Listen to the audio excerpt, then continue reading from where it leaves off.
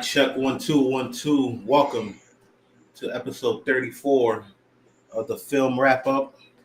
I'm one of your hosts, the film fiend himself, and I'm with my boy, the rap nerd. What's up, homie? What's going on, Phil?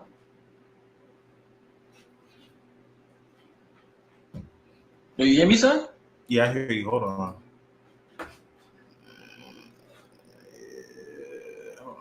All technical issues are on film. Don't put that on me. I'm just putting it out there.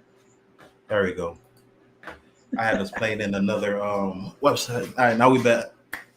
All right, cool. Let's do this all over again. Once again, the film fiend himself, Kevin DeMoss, and with the homie. What's good, man? Yeah, you put your whole government out there, damn, son. Yeah, come on, bro. You know, I put it on the YouTube channel, so might as Oh, well. yeah, that's true. Yeah, I got you. So what's good, bro? How you been? It's been like about 3-4 weeks since we've been out here. I mean, as everybody out there can see, my background is way different. Big move. I just moved to a new spot, so I haven't gotten my old setup back up, but I'm working, and the next time you see this podcast, my whole joint will be set up and it'll be back regular. But for now, I'm just chilling on this comfortable ass love seat. I feel like I'm a guest on my own podcast. So I'm just chilling right now. That's wild. Well, yeah. So sit back, relax, because we in for a good one, like always. But we talking about. I'm surprised I'm saying controversial and MCU in the same sentence because they pretty much get away with anything nowadays.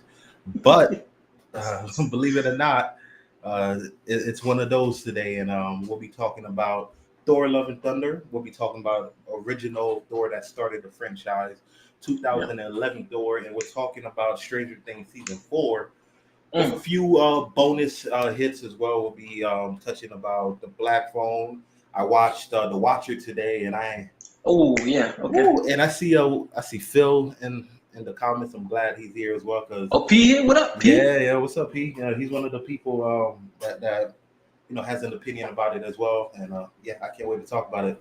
But let's start off with it's only right that we start off with the film that started the Thor franchise, and that's Thor 2011. And it's not going to be a review. The film's 11 years old. It's going to be a quick discussion about it because 11 years. It's going to be a quick discussion, letting you just because I've never talked about it publicly like that besides little tweets here and there. But yeah, let's get in depth with it. What are your thoughts about the original 2011 Thor? The original 2011 Thor, to me, is the best Thor movie thus far that they've created to me. I like it a lot. Can't say I love it because there are certain things in it that kind of take away. Because for me personally, once they go back to Earth, it gets a little goofy. Mm-hmm. But like everything else, like the opening with Thor being accepted in the role of Asgard, and it's this big ass almost like a dinner, and it's his turn to be king, and you see the banter between him and Loki, mm-hmm. and then Odin's son is like, "You're not ready yet," and then Thor going to Jotunheim, and that whole fight scene, fucking epic, man. Like, mm-hmm.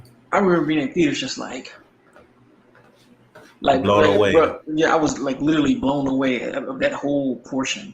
But once it got to Earth, it got a little goofy for me, and even to this day, I still don't like how goofy it got. But it's funny because over the years of the MCU being a whole different level of goofy now, mm-hmm. I've learned to appreciate the goofiness in that movie because it's more of a goofiness because of a fish out of water than it is just being like silly as hell. Right. So while I don't knock the points for that as much as I did, I still kind of I really wish he wouldn't have been so goofy. And some of the action too is like a little clunky and a little slow for what I would picture for Thor to be fighting. Especially like when the whole time when he's going after the hammer for the first time and he's like fighting those dudes, and you just the action sequences there are just like but that's nitpicking. But overall, I still think it's the best Thor movie. I don't think they've made a Thor movie better than that. I think it gets like, this feels like traditional Thor. Like, this is literally opening a comic book and reading. If you didn't know anything about Thor, this is the closest that they've gotten to the character, in my opinion. So yeah, I think it's a good movie. It's in my top 10. Not my top 10. It's in my top 15 of the MCU films for sure. I can say that without a doubt. So in my top 15, so I definitely like it. Okay. Yeah. So I pretty much agree with almost everything you said. And it's kind of weird because I popped in Thor earlier today, and it's been a while since I watched the original Thor. You don't watch nothing Easily. twice. No, this is probably my third, fourth time watching this particular film. And fun fact, this is my first MCU film that I've ever seen in theaters. So it's always kudos there for that. But yeah, this film, it I love how it was a real attempt at because the Norse gods and stuff like that, they're taken very serious. They're using dramatic plays and all of that when you see these characters, and I felt like Kenneth Brogner, that's exactly how he tried to portray uh, these characters. It was a family Yeah. drama about 2 sons trying to get the substance from their pops, bro. It was very Shakespearean in the way how it was written, bro. Yeah, I love that I too. actually loved it, and it's kind of I was a little sad seeing this store because it's whoo it's I don't even know how to explain it because It ain't the same dude now. it's not, bro. I just came back from seeing Love and Thunder, and then and Chris Hemsworth's portrayal, and I see him in Thor. I'm like, yo, these you can't convince me these are the same characters No, they're not. whatsoever. I don't Yeah. care what you've been through and how you try to mask pain, because I know everybody deals with loss and pain different and all that, but you can't convince me these the same characters because he there's layers to his character, bro. He was arrogant, but from the beginning of the film, he was an arrogant asshole who was showboating. He was a know-it-all. He thought he was the shit, and then he got humble. He brought down to earth. Yeah, the earth aspects of the film was a little um quirky, but it's like what you said is the fish out of water aspect, and I kind of enjoyed it because they all played a purpose, as you can see at the end or towards the end of the film when he got the hammer back. Like it wasn't just for laughs, and so yeah, I really appreciate it, and seeing the aesthetics of this film, it was wild, bro. Like, see how Asgard looks. The gold is just like bright, like it's actually gold. It's not But the color in general, the color like palette is just so. It's got so much texture to it. Like it's just, it's just so good. I agree exactly. Like yeah, it was great, and I loved how the side characters actually had something to do.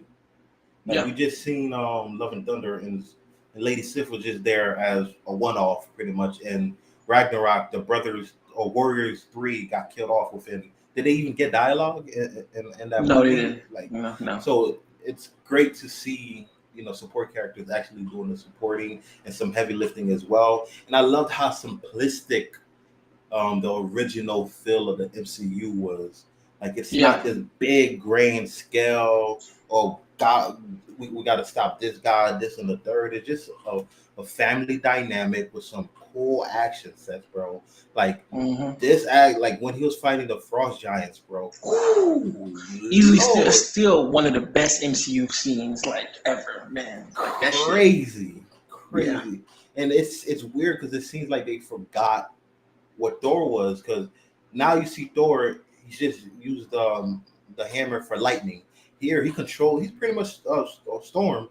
He's controlling the weather and stuff like that. It's like it's dope to see. And damn, I had a point that I was about to bring up that I completely forgot. Oh yeah, I loved how they put emphasis, because Thor and his weapon. I'm terrible at the name. Mjolnir? Yeah, I love how they put emphasis on how powerful it is.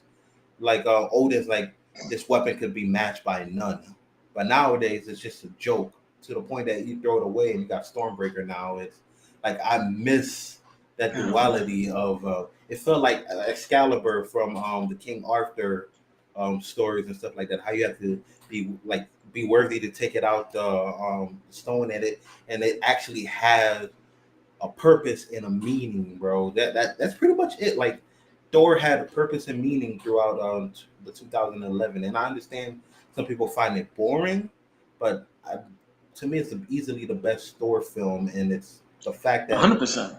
there's a real attempt of storytelling. Like Bro, I seen that joint in theaters twice. Like I'm telling you, like, the I think first I time it did came too. out, I was blown away. I was like, holy shit. And I went, I begged my wife to go, I'm like, please, can we go see this again? Because this right Mhm. here was some other shit, dog. Like I But remember um, when Avengers 2012 came out, and this film came out before. Around that time, Thor was my favorite Avenger, hands down. Even though Iron Man was around, Cap was around, like it was not even remotely close. And now I'm watching Thor. Now I forgot. Like I'm like, damn, why did I like Thor so much? But because of playing that joint this right kid, there. yeah, bro, Mhm. him challenging Odin like his pops the way he did, bro, like You are an old man and a fool. I was like, crazy. And I think that was his first big break, Chris Hemsworth. So it's crazy, man. Yeah, fantastic not dialogue.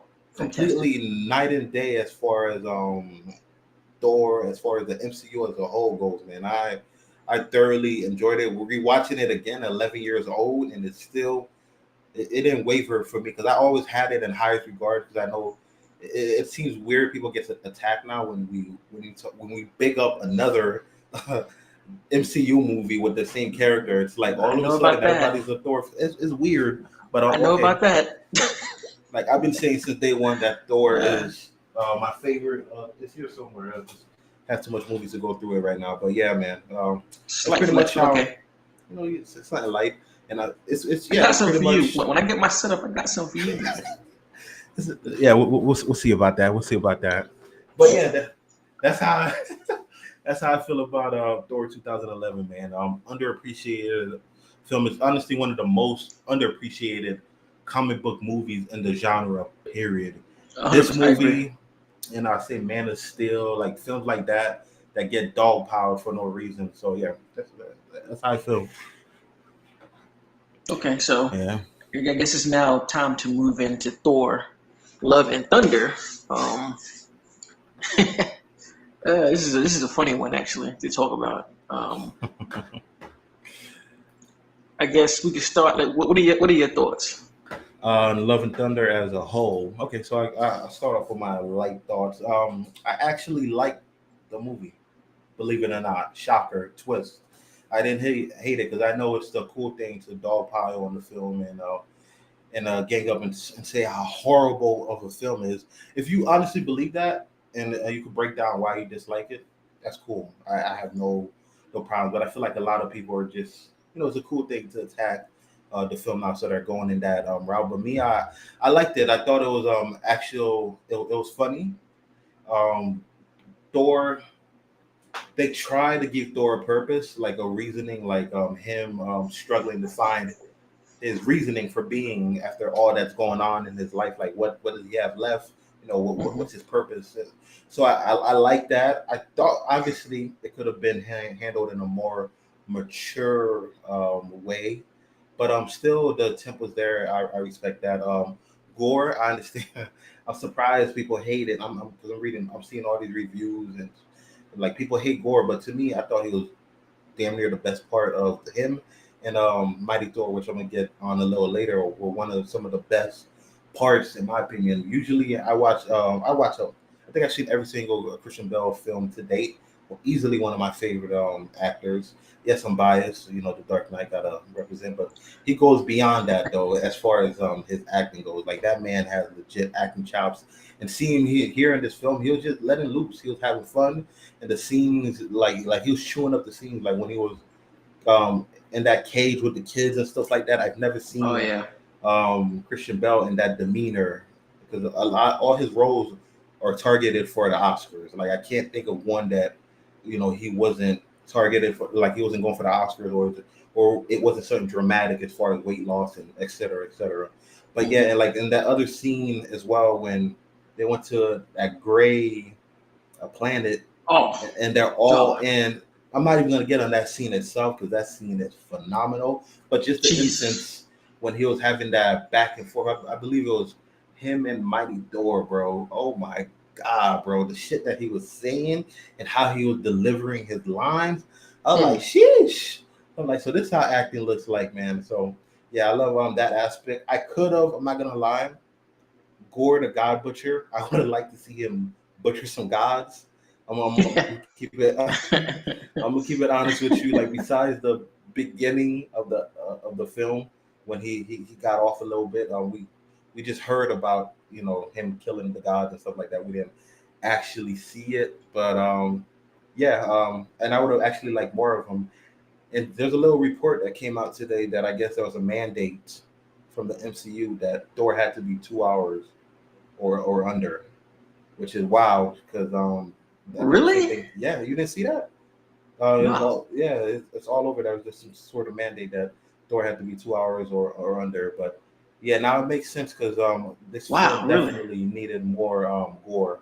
And I'm gonna go down to Mighty Thor, man. Jane Foster, phenomenal, absolutely phenomenal. She yeah, she owned that role, and it really it's weird because we haven't seen her really since Thor: The Dark World, like her character as a character, but and we've never seen her as Mighty Thor. But it's felt so familiar, like how she portrayed the character. It felt like Thor, but yet she made it her own, and like she was badass, bro. Like when the hammer split up and like took out all the shit like that was dope, and I loved um her character was it was kind of deep if you really think about it. She has cancer, and the only thing that she got going for her is being Mighty Thor. And she thought that it was gonna save her, and it ended up being what's killing her at the end of the day. So in that little scene when she was in the bathroom and you see her true self, like when she's not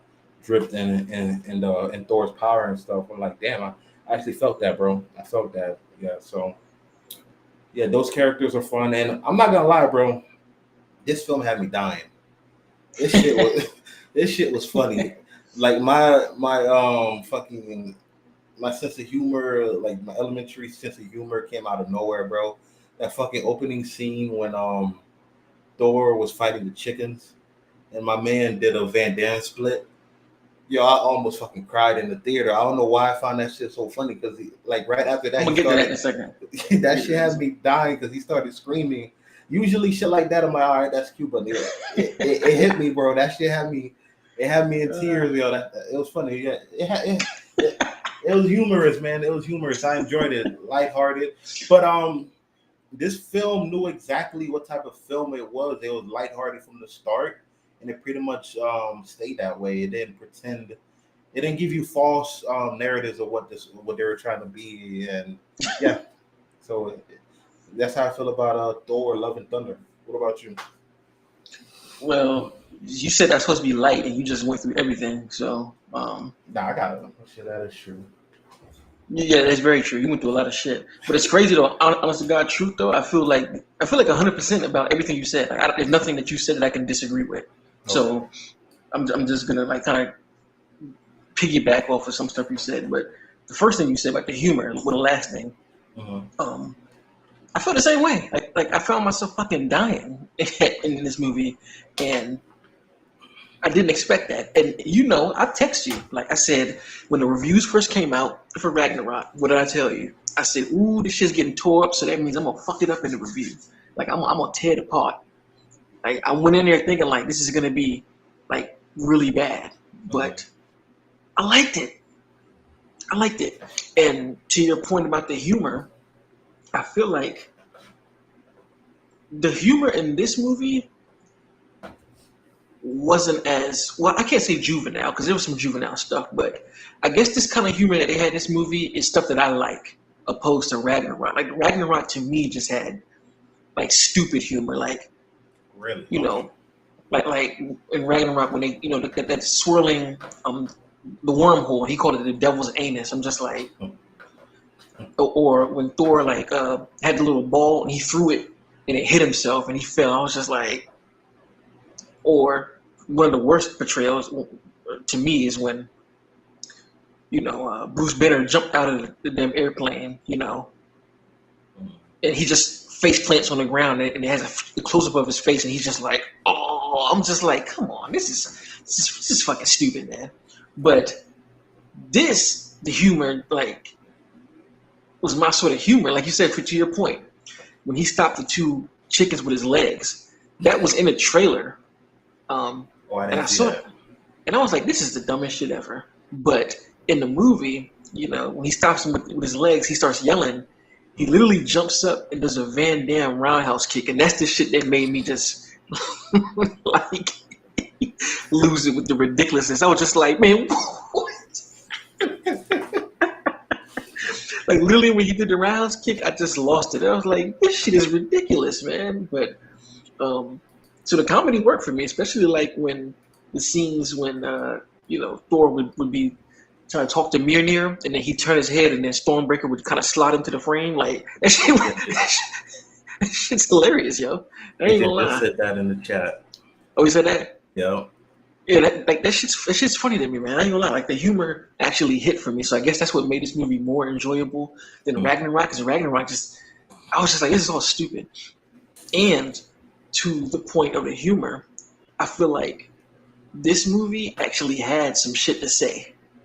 Like, there are multiple messages I feel like you can pull from the movie that the Ragnarok didn't give me. I feel like Ragnarok, the one theme in Ragnarok was pretty much Thor becoming his own self. You know what I mean? Like, you don't have Mjolnir, you don't have your dad here, you don't have your mom, you don't have your brother or whatever. It's just Thor. Like, okay, I gotta believe in myself and be the king. But that's part of just the regular story of Thor. I feel like this movie offers a lot more content outside of like who Thor is. I mean, the third act, when he gives the kids the power, to fight back. I looked at that as what is it? They said, what's the statement? What is it? Not power to the people. What is it? It's like the kids of the future. I forgot what. This is a statement that has to do with kids and power. But I feel like that scene alone just speaks to that kind of stuff. You got that, and then of course Jane going through cancer, which I'm actually really, really thankful and glad that they actually used comic book origin of Mighty Thor, because I swore they was gonna skip over that. I thought it was just gonna make her be Mighty Thor just for some dumb shit, but she actually went through the cancer, and I thought it was dope. What else? And again, how I said earlier, I'm all for humor, right?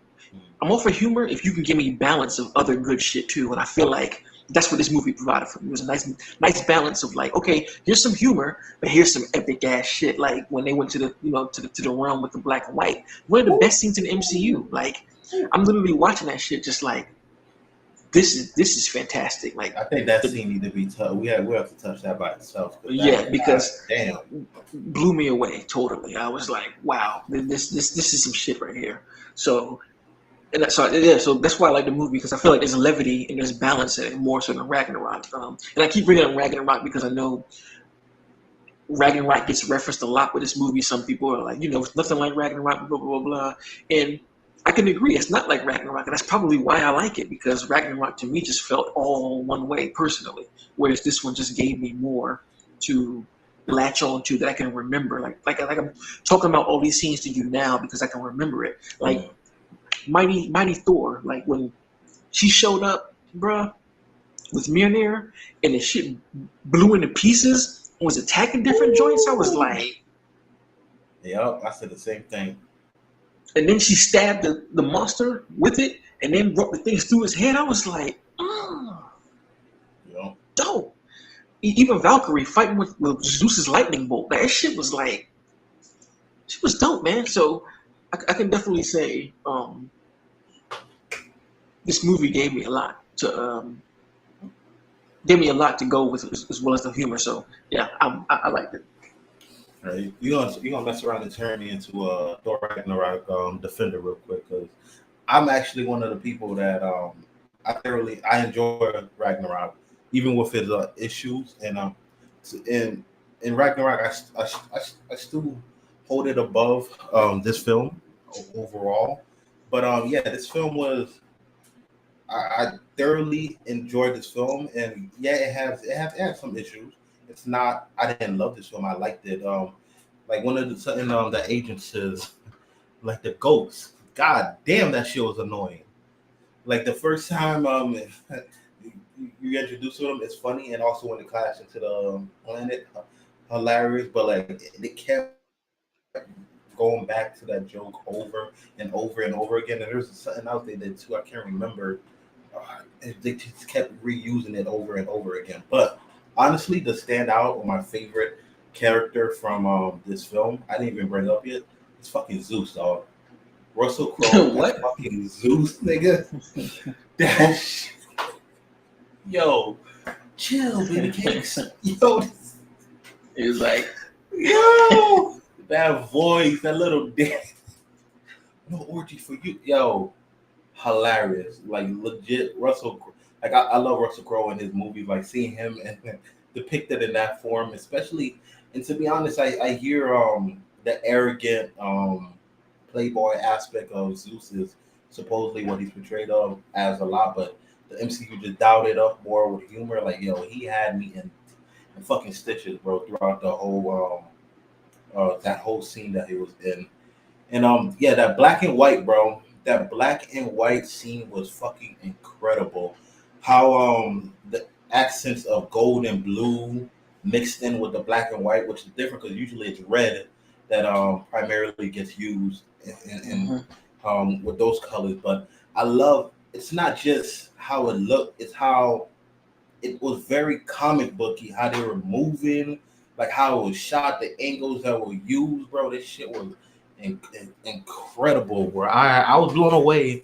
Though my only issues was I wish that scene was a little bit longer because that shit was fucking fire. Seeing Christian Bell going toe to toe, man, he moved better than he did when he was in Batman, bro. So I was like, damn. So he had that in him, okay. So so yeah, I enjoyed that scene, bro. It was epic, bro. It felt like I was flipping through panels in a comic book, bro. that's how I felt too. Excellent. And what's his name? Phil said, I guess one of his biggest issues is that he felt the MCU, like the film starts off with Christian Bell and his daughter. His daughter dies because like everybody in his village is dying off, and he believes in the gods and stuff like that, and then he meets a god, and it's not what he thought he would be and stuff like that. So he felt like it was a missed opportunity. That's because I guess after that, it's more humor, and they didn't really tackle that, which I could definitely see that. But that's if you're expecting a complete serious tone throughout. I came in here expect like Taika what TD we know what we're gonna get from him at this point. I've seen about 3 to 4 of his films. I like him as a director. I like his work overall. But like the humor aspect is not going anywhere. And if you see the first trailer, come on now, Korg narrating him with the Guardians. That's another thing, man. The Guardians they were gone too quick, bro. They were gone way too quick. I was happy about that. You don't like the Guardians? Oh, you're not a Guardians fan? No, I don't like them, but I just was like, I don't know. I didn't want to see Thor traveling to fight with the Guardians. It's just not something that I personally wanted to see, right? Because when you do with Guardians, you already know you're going into goofy ass territory. So I was like, I was cool. They left early. I was like, cool. Just follow me. Okay, so Agent said I didn't like Ragnarok first, and it grew on me. Yeah, I liked it from the jump, but I like it even more now. But he said, I hate that shit. Yo, I know. Trust me, I know. Oh my god, I hate that movie. Yeah, and it's also his favorite Thor movie to date. Definitely got to respect that. And I can see that though. The wife said I didn't see Love and Thunder, but I like it better than Ragnarok. A word. That's what we doing. Yo, I swear it's her mission to go against everything I say and disagree with you.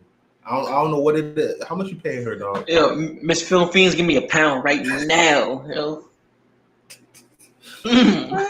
She funny. She funny, yo. Okay. She also said, "I want to know how they shot them walking on the planet, like the space shots, green screen." Or volume, the volume, I believe. Yeah. Which one? Which one are you talking That's about? another thing. That's another thing, man. Yeah. And this is why this movie is just weird. It puts me in a position, a weird position, because it's kind of like I definitely feel like the MCU needs criticism Uh-huh. because they've gone so long without anybody just saying anything. Like I feel like Phase 2 and 3, like they were just untouchable, and I was just kind of like, is anybody gonna say anything about the shit that they're doing? You know what I mean? Uh-huh. But it's like I almost feel like it's kind of unjust here in a sense. Like, um, not and it's thing about it. I feel like it's unjust, but at the same time, it's kind of like I definitely get it because y'all want to check the MCU for doing certain things or whatever. But it's just weird to me, man. Like how this movie getting dog pound, and I say that to say, talking about the volume and people saying, the VFX look terrible. To me, I mean, they didn't look that bad, in my opinion. Like, and again, I went Bro, into this I like agree like dead, 100%. like dead ass dog. And again, I keep repeating this to you. I went into this movie with a microscope because I wanted to tear this movie apart because I thought it was going to be exactly like Ragnarok. I was like, yo, I'm looking at everything. I'm gonna talk shit about this. I'm gonna rip this apart, and I'm watching the movie just like I can't really do that because it's actually alright, and the VFX being one of them. I keep seeing people. Of course, let me also preface this to people who are watching the Twitterverse, the Instagramverse, the Facebookverse that y'all live in is not the real fucking world, okay? Facts. So Yes. y'all niggas gotta stop. Like y'all gotta stop, dead ass, because y'all be on here just talking crazy, acting like because your timeline agrees with your ass that you right. You're not. Like stop. My niggas be killing me, bro. I be seeing shit on my timeline. I'm like, nobody cared about. No, what's some bullshit? Oh, the Batman came and went. Nobody cares about the movie. Just because y'all niggas don't. All right, that's another story. But had better get me hot because I've been seeing so many people talk crazy. But like people on my timeline, on all these social medias, to share like a screenshot of a trailer that was posted on Twitter, knowing damn well Twitter lowers the quality of an image in general. And not to mention, a still isn't even the same thing as something in motion. So it was just like y'all just nitpicking just to nitpick, like, and that's where the dog paddling comes from. Now, if you really feel that way, like you said, and you can explain, like, why the textures are off and all that stuff, and why you saw the movie in an actual theater and not on your phone bootleg, and you're making these assumptions, cool. But I just feel like it's unnecessary dog paddling, honestly. But still, like I say, VFX looked okay to me. Were there some spots that were questionable? Yes, but that's with every VFX heavy movie. But nothing to throw me or take me out of the movie. So, And it actually goes with what Agent is saying right now, which I agree 100%. He says people want director-driven MCU movies, except when it's directors they don't like. You can't have it both ways, and I agree 1,000%, bro. Like Ragnarok and Love and Thunder or TD's films. That's it. I feel like that's exactly how he would shoot it. Like Raimi, that's primarily his films. Like just because you don't like it, that means you probably don't like the director's film. Like these are director driven as film has ever been in the MCU, in my opinion. I feel like no. Phase 4, Feige has loosened the ropes and really let these directors loose. Like you have Eternals, that's Chloe Zhao's film. Definitely, you've never seen an MCU film like that. Shang-Chi was, I believe, Daniel Lee. If I don't know if I'm butchering his name. That's his film. Fire. Like Into the Madness of long ass title. Doctor Strange too. That's Sam Raimi's film. Like these are all these particular characters. Like all these films. And as much, you know what? I'm about to defend the MCU real quick, bro, because okay, I've been hearing for years, which I agree to the most part, certain aspect, like the MCU looks the same, right? all these films, they'd be like, oh, the MCU look the same, all these films look the same. But Phase 4, all these films I just mentioned, all look completely different in my opinion. Every last one of them. Shang-Chi doesn't look like Eternals. Eternals doesn't look like No Way Home. No Way Home doesn't look like Doctor Strange 2. Doctor Strange 2 doesn't look like Thor Love and Thunder, in my opinion. So, but like they were loud and screaming on the top of their lungs about how how bland and how they all look the same, but you don't hear it now. Now it's just more complaints about how I don't know too much humor in the MCU. I'm like 30 films in, like well, yeah, humor and MCU go together. That's like where were you when Guardians 2 came out and it was pretty much a joke fest.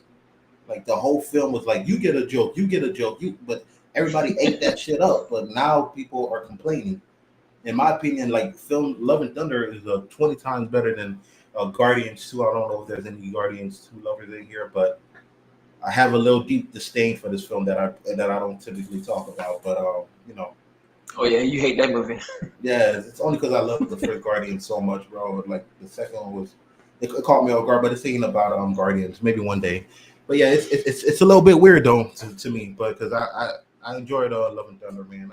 Christian Bale was letting loose. He did that for his daughter, and did you know the Love, his daughter, the that he brought back and all that good stuff? It was actually Chris Hemsworth's real daughter in real life.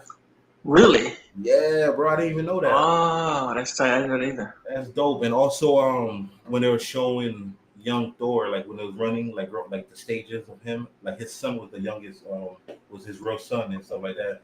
And supposedly, like Christian Bale's son was like everybody's like kids were in this, which was pretty dope. Wow, that wow. Yo, imagine sharing the screen with your daughter and she's loving, bro. That's dope. That's dope right there. I ain't let that add a different layer to it for me, man. Like right? Wow. That's his legit daughter at the end. The love character that that's Christian Bale.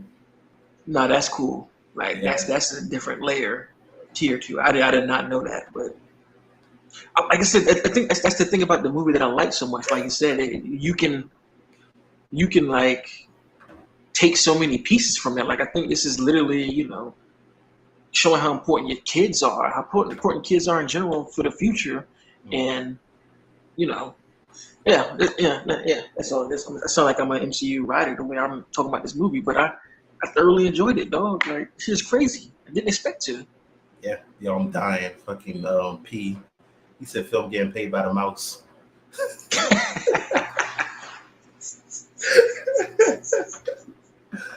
That's a good one. Agent says No Way Home is the only one that feels like a real MCU. I agree with that. Yeah, I do too. Yeah, I agree 100% with what it's funny because No Way Home, that movie, I liked it out of the gate because I think the nostalgia really got to me. But then upon more watches, I was like, this is more like a typical MCU movie than what I kind of thought it was. But god damn, Green Goblin, whoo! That's for another topic, bro. That's goddamn. But see, that's the thing about it though. Like I tell you, I talk shit about No Way Home. I got some gripes with it. The writing is a little iffy, but nigga, that nostalgia bait works, dog. Because that nostalgia bait works like a motherfucker. When Green Goblin show up and go to work, when he go to work, dog. My man body slammed him through how many rolls? Let me stop here. We going off bro, look, he just he picked him up, ran with him, and god damn. Yeah, the wife gave you the pound fit. I'm about to kick her out about the screen, yo. Oh no, we ain't doing that. You know what I mean? Yep. So yeah, that's pretty much our spoiler review breakdown ish. It was less of a review and more just us gloating about particular parts of the film that we like. And as far as things we dislike, I mean, I'm pretty much just go on Twitter. You're gonna hear from everybody and their mother what's bad about this film. So there's not much I have to say as far as that regard goes. But yeah, man, I'm surprised. I like the Love and Thunder, and I'll definitely watch it again. So yeah, I'm gonna buy this on 4K, honestly. Yeah, I'm getting it too.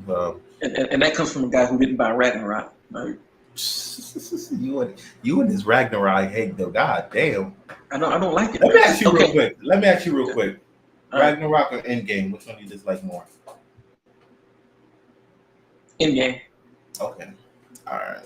You know, and we talk about Ragnarok too. Hate is a strong word because I can't say that I like straight up just hate it, but I think my beef with Ragnarok is my real beef with Ragnarok is that it literally axes the chances of like a real Planet Hulk from happening. That's kind of like one of my issues with it. 'Cause I'm like, it's the perfect setup, the way they did it, to have them like, have Sakaar being a thing and have Thor and him fight. But I'm like, but we're never going to get Planet Hulk again because of this, because they already kind of just ran through it. And but that's a different universe. Never mind. Ain't no. Yeah, it's different universe exactly. And then it's just no. I'm saying I was about to bring DC in, but it's a different universe. Go on. But so you can't talk about DC. But yeah, like I said, when I say I hate Ragnarok, I don't literally hate it. I still can watch it, but it's just, I guess, like I said, the juvenile humor to see Thor like that is just kind of like, and Hulk with his ass out. It's just like I mean, like technically we got the same thing here, but it was a Thor this go around. But listen, in my opinion, I felt like Ragnarok, like Thor went through a lot more in Ragnarok than he did in Love and Thunder. He lost Asgard. His pops died. What else? He met his sister for the first time. She was a raging, killing psychopath, which he never knew of. What else? It's like those right there. If you put that in perspective, like if you take the humor out and it was just that's a dark ass film. But he just added his humor to make it more digestible for the larger fan base, in my opinion. Because when I see that, I'm like, shit. His whole, like, imagine like where you're living right now, all wiped away, bro. You and your people ain't got nowhere to go. Your pops just died. You just found out you had a raging psychopath sister. Like that shit is crazy, in my opinion. It's just how it's, I guess, presented was different for some people. But me, I look past the humor because I didn't find the humor distracting like that. Like some of the humor that you discussed when Bruce Banner fell off the ship and went head first. I remember my reaction in the theater. I was dying in that scene. Rewatching it, like I didn't have an issue with that because I just expect humor in the MCU nowadays. So there's not much you could shock me with. I'll be more shocked if it's a straight up serious film. That's what will take me off guard, to be honest. See, that's the part right there. Like I said, you didn't find it distracting, but I found the humor like overly distracting to where it took away from everything to me. Like it just undercut all of the stuff that they were trying to present. Because I understand what you're saying, and I think Infinity War did a better job of displaying how that affected him than Ragnarok did, and they still were able to keep the humor there and all of that. So that's just me, though. So we get you got a question. The wife says, she goes, "What exclamation? Question mark! Question mark! Exclamation! Nah, I need to know why Rap don't like Endgame." The floor is yours, young blood. Young fella. I'm older than you, so cut it out. Endgame. I had to go in without. Yeah, that's a nice little conversation, agent and the wife having here. I don't know if you can see it on the side. No, we get to that with Endgame. Let me preface this too. When I say hate, it's a strong word. I do kind of mean it, but not really at the same time. Wait, what? No, because you don't hate it. No, I don't hate it, but I don't like it at all. Okay. Because for me, it's just it's a lot of plot holes and misinterpretation of what it wants to present. For instance, like the whole thing about them going back in time and grabbing the Infinity Stones, and they're kind of like, oh, affecting the past doesn't affect changing the past doesn't affect the future. Yeah, they did a twist into time traveling.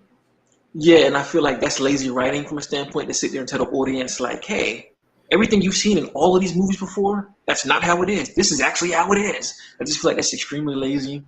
And then to the point of them making that same thing, why are they sneaking around if altering the past doesn't change the future?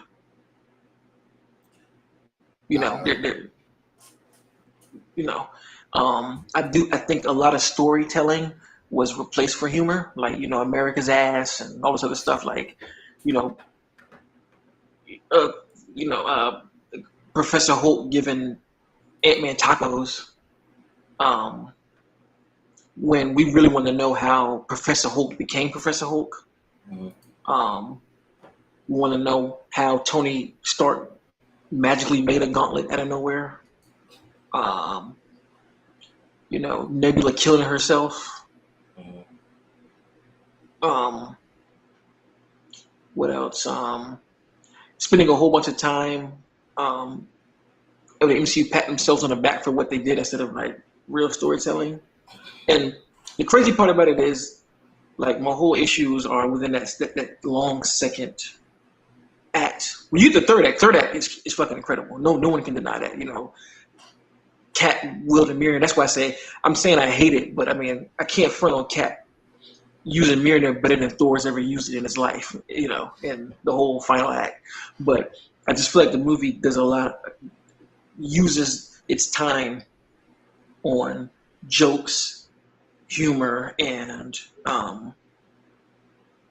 running up the memoir opposed to like better storytelling of what I would expect from the MCU, because up until that point they've been so meticulous with the way they've written these movies out and had them connect and weave. I just expected a lot better and more, because even the whole thing about Cap going back to the past to live his old past and he's old now, it's just like I just don't think Cap would do that. He spent a whole life chasing after Bucky to be his best friend and all this other stuff, but he just gives it up in an instant, and he lives a life not doing that. This is a lot of questions that I'm like, why did they write it like this? Like, Infinity War was like top tier for me, and then we get the Endgame, and I'm just like severely let down. So that's the abridged version, because I can go on about a lot of stuff, but yeah, because I pray to the Church of Snyder, so anything that's not Man of Steel, Batman versus Superman, or Justice League, it's not good enough. It's just not. I'm like, you heard a confession. Snyder is his savior, he said. I have a Snyder Bible. What's it? A Snyder cross. Damn. Okay, that's. You'll see it in my new setup once I get going. I'm gonna hold you to that. You hear that, everybody?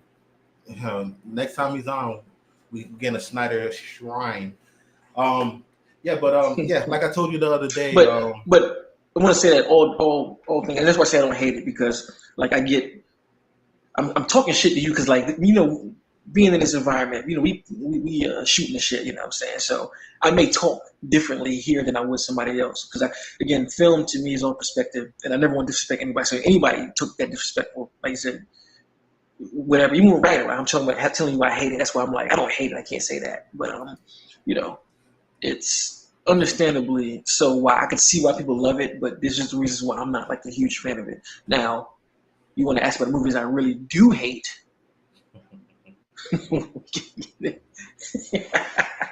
That's a whole episode in itself. We should do that, the hater episode. Because I saw an agent call me a hater. You think I ain't see that shit? You know what? Time out. Uh-oh. Agent think he can talk slick to me because he just hooked me up earlier. So I'm gonna let you get away with it this time. But I think you slick. He hooked me up with some passes for this movie I've been wanting to see called the third Sunday in October. It's like some horror films that's coming out. Never even heard of it. Yeah, he hooked me up with some passes to see it. So get it off, get it off. There you go. You have free reign, agent. Say, go off. Yeah, yeah. Like I told you the other day, I do feel different about you as far as different than you as far as Endgame goes. I don't consider Endgame a bad film at all. It is a step down to Infinity War, in my opinion, because Infinity War is a weird film to me. Because I'm gonna be honest, when I first saw it, I liked it. I liked it a lot, but I wasn't like overly blown away by it, which is weird to be honest. Because after I sat with it, then this sit, I loved it even more, and then on rewatch, Infinity War is fucking incredible. So my Yeah, hype for Endgame was through the roof, and I felt for the most part, Endgame they did succeed because, like Agent said, like that third fucking act is one of the best third acts of all comic book movie genre period, in my opinion. Absolutely fucking incredible. The beginning I loved because the one of the biggest things in the MCU was Iron Man and Captain America's character, you know, the fallout and stuff like that, and actually see, and then you see them get together in that little back, you know, like damn, I forgot what it is. When I called you, where were you when Tony Stark said that? I love shit like that's that. That impeccable. little, That's impeccable. absolutely amazing. That little, it's like 10, 15 minutes of them going back and forth, bro. I love that deep, rich story. Like, so the first half, the first act was a little rushed to me as far as pacing goes, but it had amazing moments like that. Natasha's character dealing with grief, bro. Like the setup See, was and see, excellent. everything you talking about right there, I Mhm. love. I fucking like from the start of the movie up until they get to Professor Hulk. And the reason I know that is because I watched Endgame a ton of times. I'm like just trying to figure out like where did they go wrong. And for me, once they go see Professor Hulk, is Mhm. when from that point to when Hulk does the snap to bring everything back. It's like between that time period, it's just like a whole bunch of just stuff that's kind of like, do we really need all of this banter and all this stuff? Like this could be simplified to add more exterior to the story. Because all that stuff you're saying, man, like them having to deal with the repercussions of Thanos, Mhm. um, Nat being the only one at the headquarters, them looking for Clint, Mhm. all of that shit's amazing, bro. All of it's amazing, man. So Right. I do come in, and I think it's more so in that for me personally, because I feel like Infinity War is just like the magnum opus, damn near, of the MCU. Like that shit was just like, Oh Lord. I mean, the first time I saw it, literally, I was just left sitting in my seat, just like these motherfuckers really combined Infinity Gauntlet,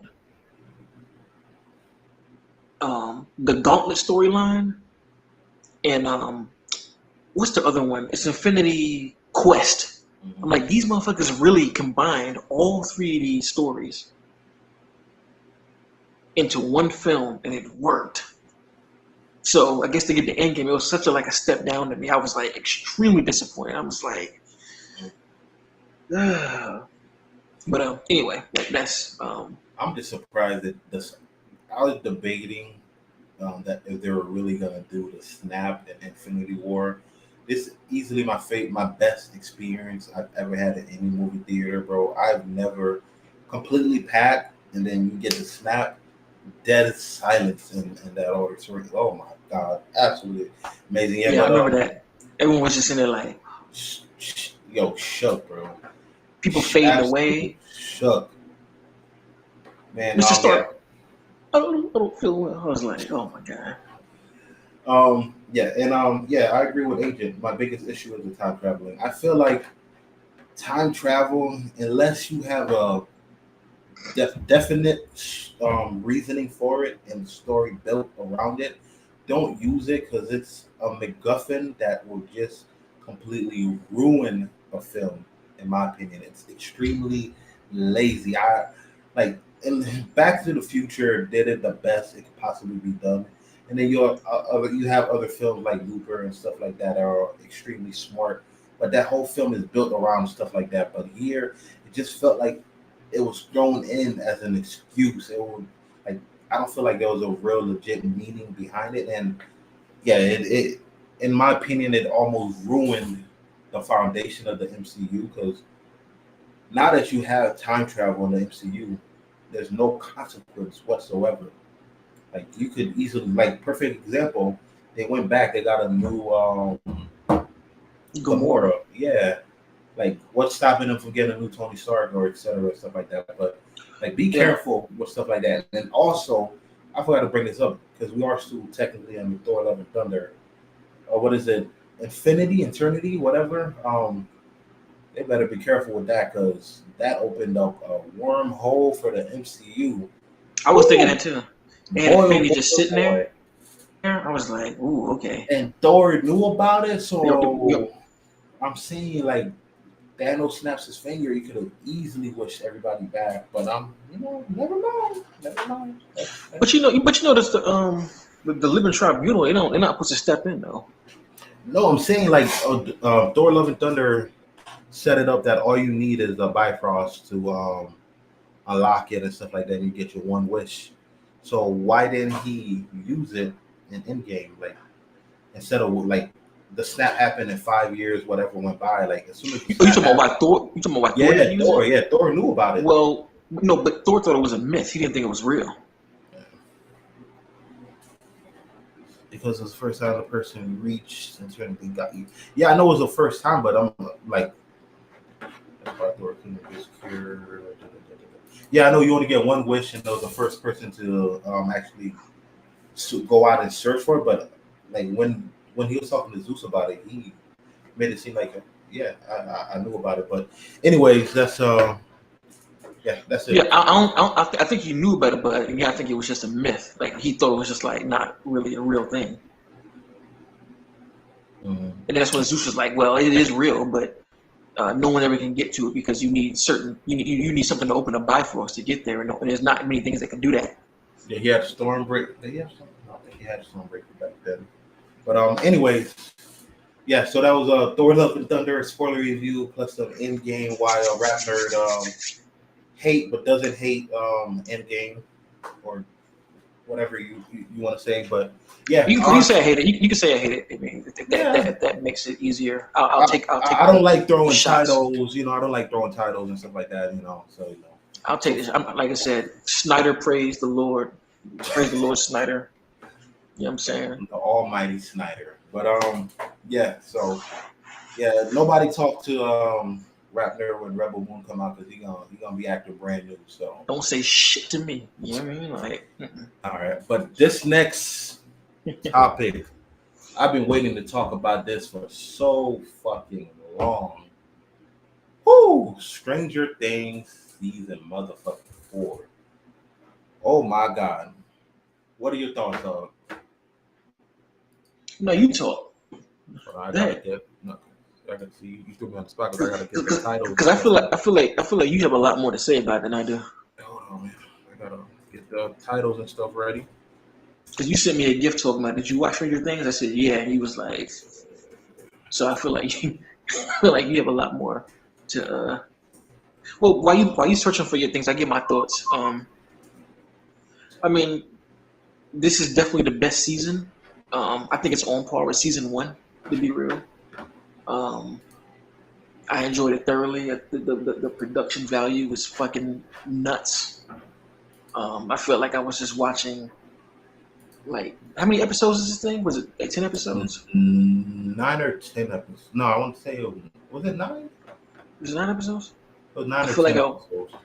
I feel like I watched like 10 movies. Like that's how like good the production value was. I thought it was incredible. I thought the places they took the characters and how they split them up was dope. The only arc that I found to be a little bit like I know exactly where you're going.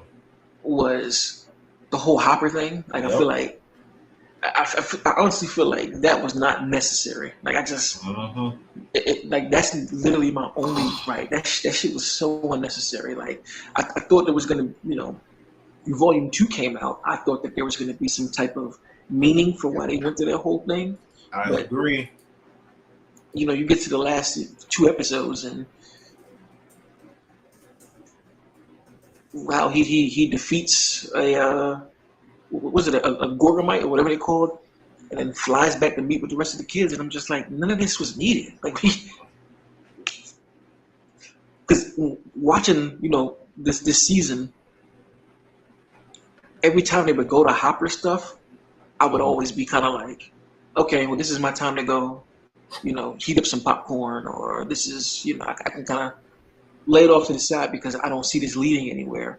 And I was hoping I was wrong, but then Volume 2 came out, and I'm like, I don't think it was needed. So that aside, I do think it was still an incredible season. I like all the new characters. What's the dude's name who always be doing like this? What's his name? Part of the dude with the long curly hair. What's his name? You know his name? Eddie? Yeah, Eddie. I swore when they first introduced him, I was like, I'm gonna hate the shit out of this kid. Like, he's gonna annoy the hell out of me. But ended up liking him. Sad to see him go because I thought he was a nice addition to the cast. Who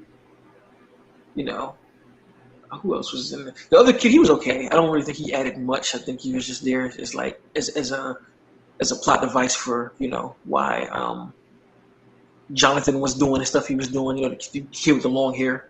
Oh, that's good. Yeah. I forgot his name. Yeah, wasn't necessarily bad, but wasn't needed either. He kind of was just there. But for everything else though, man, like I said, I thought it was fantastic. I love the things that they put everybody through. I didn't like how they played around with I keep forgetting these characters' names, yo. Will. I feel like they didn't really give him much to do. Oh, okay. It's almost like, and then the thing about Will that kind of annoyed me too is I feel like they made him like the secret, like I don't know. They're trying to make it seem like he was a secret like closeted character, and I'm just kind of like. And then I saw him say that in the review. He's like, the thing about Will is that, he could be gay, but he could not be gay. It's just there to be could not. I don't know. And it's just to me, it was kind of like, bro, just say that. That was weird. And again, I don't have no problem with that, but just say that and let it be that. We always talk about representation. I feel like you're doing a disservice to the LGBTQ community by just making him play like this kind of like maybe he is, maybe he isn't. I don't know. So, what you about to say though? I was gonna say, but the only thing I could give him maybe understand why they did that because this is based in the '80s, correct? And yeah, like that wasn't really seen as a positive light as it is now. So. And keeping it hidden, I could kind of see why they did that if that's what they were going for. Yeah, that's true too. I just, I think you just do a disservice to that community by sitting here giving him like the in between phase of like, oh, is he? Because I feel like it's the same way when they be like making when they'll have somebody who is like kind of brownish with texture to their hair, and they kind of use that person to check off like a person of color, black people as one person. Like I'm like, don't do that. Like. Don't do that. If you're gonna have somebody black in the movie, it's not to talk about Stranger Things, but I've seen movies do this. Like they'll have like a biracial person check a box for the person of color needed to check a box. You know what I'm saying? Like don't do that. And I feel like they're doing that with Will. But other than that, only other gripe too. I saw Agent mention it. The jocks. I feel like that whole arc with them was just unnecessary too. I just feel like they were there to be annoying as fuck. But outside of that, thoroughly enjoyed it. Vecna was fucking intense. The scene with Max, that blew the world up. I mean, that one drove me to tears, man. Like when she was running, and they played that Kate Moss. Kate Moss is the name, right? Mm-hmm. They play that record, bro. So many different metaphors about depression and feeling depression. Was it Kate Bush? Kate Bush, that's what it is. Bush, yeah. And it's just incredible. Like I haven't felt that type of like um, emotional punch from Stranger Things since the first one. So excellent season. Well, to me, this season was fucking incredible. Oh, of Absolutely course. fucking incredible, bro. Easily my favorite season of Stranger Things. Season one before was my favorite, but this topped it in every way fucking possible. They actually pushed these characters forward. I felt like the previous seasons was kind of stagnant, to say the least, like minus little things here and there. But here they really elevated these characters. But the shining crown about this season for me is how mature and serious and like a real legit horror feel it felt to it. Like there was no games being played. Seeing bodies getting twisted, eyes getting, I'm like, jeez. Like right off the first, like, and it's the most innocent characters they do that to. Like the cheerleader girl, I'm like, damn, I felt bad. And then I'm like, okay, so they're growing up. These kids, like, besides them obviously looking grown as hell, because like some of them are, I think, like in their 20s and shit like that, playing middle schoolers or whatever. But yeah, like that shit was incredible, bro. And yeah, 11's my biggest issues was Russia, like with Hopper. I I'm clueless, I guess, but and I was starting to have an issue with where they were taking 11 storyline. Yet she lost her power. She was getting bullied. One of the greatest scenes in TV history happened when the bully got smacked up with that skate. Bro, I cheered. I pressed rewind on that scene over and over again, bro, because I can't stand bullies. So seeing her getting her just due was amazing. But then it was a little weird. I'm like, oh, all right, where are they going with this character? He's meeting Papa again and stuff like that. And then I'm gonna just get straight to it. God fucking damn, number one. Whoo! When he reveals, I think it was episode 7, that he was Hmm. Vecna in the backstory, how he told the fucking story, how he, And the music drops in there. oh my god, but it's not, it's just how he delivered those fucking lines. His body was stiff, like yo, his voice, his mannerisms, dog. Fuck, I had chills, my nigga, like chills listening to him deliver those lines. It was terrifying. What happened? Since I pray to a certain church, I must say, Snyder is the blueprint because that music was from There we go. There we Watchmen. go. There we go. There we go. You see what you started, Agent? Ah, But yeah, damn, what's his name? Jamie. Fuck, I gotta get his last name because I gotta respect because he absolutely owned that role as number one, and in fact, like two as well. Like he was a terrifying. It was cool actually seeing a face to the villain of Stranger Things. mhm. Previously, it's just these monsters, these extremely strong monsters, and then but you see the mastermind behind it and the backstory between him and 11. Oh my god, yo, they tied everything 4 seasons perfectly into this nice fucking bow, and you got the shirt on. That's my fucking guy, Freddie. Yo, this felt Zach Wild like, Ward. yo, they it had the elements of Nightmare of Elm Street, of the like Oh the yeah, sleep, bro. I was blown away. I was honestly blown away, bro. And I loved how, because me personally, I'm being trained by Disney Plus, which I got something to say for that pretty soon. So watch the channel for that.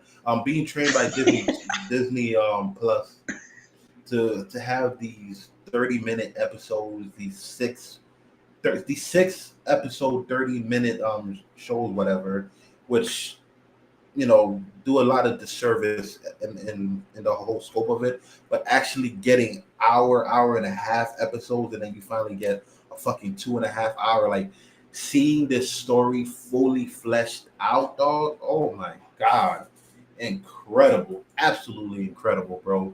um they added so much to the Max character, bro. The brother was a douchebag from season 3. They could have easily brushed that over, and they but nah. They I love when somebody that's as important to a character, but instead of and then they die. But a lot of shows they'll be like, okay, they have the one memorial and it's back to normal. Nah, the whole season she was dealing with a death. I love shit like that. I absolutely love shit like that.